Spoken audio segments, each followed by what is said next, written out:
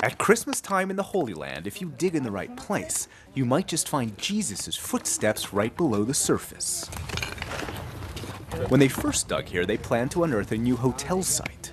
Instead, they unearthed what could be the world's first church. I was like, whoa, I can be part of something of history. Volunteers have come from all over the world to work here, Bible country, where Jesus is said to have inspired his first followers, where he's said to have healed the sick, where he may have even walked on the water. And on the shores of the Sea of Galilee, they discovered where Jesus might have first preached. Jesus comes precisely to this place. This community it's one community, and they're not divided into different communities. And actually, it's not even divided from the Jewish people. What does it tell us 20 centuries later? That we have so much in common. For years, Father Eamon Kelly didn't know the site's significance. Nicholas, we're walking on a first century street. At first, they were pleased to simply discover a first century marketplace for the local fishermen. Fish from Magdala was sold in the markets in Rome. Then they were shocked to discover Jewish ritual bass, the best kept in Israel. But then a few feet away, just a few inches below the soil, they found this design.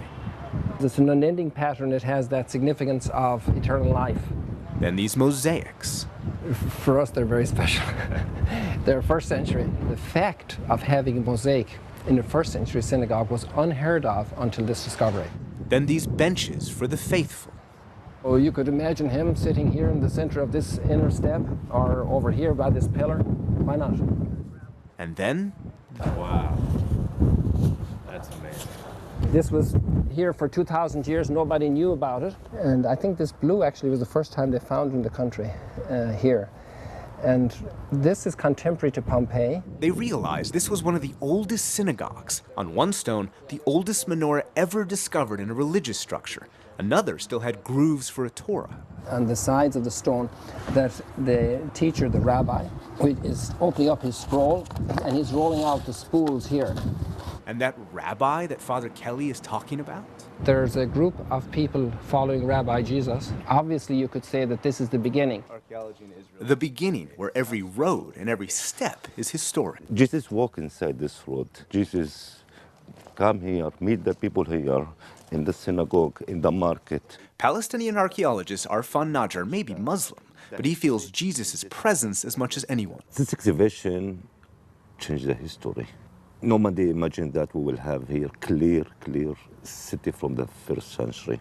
What Jesus, what he touched. And the coins he used, they reveal when the synagogue was built, AD 29.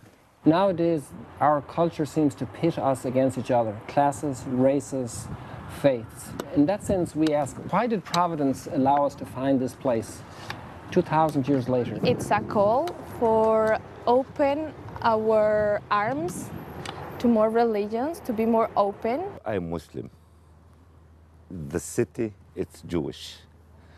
And it's the foundation for the Christian.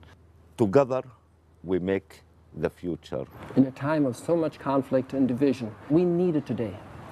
We need it to encourage us to look for that greater commonality that we share than that which divides us.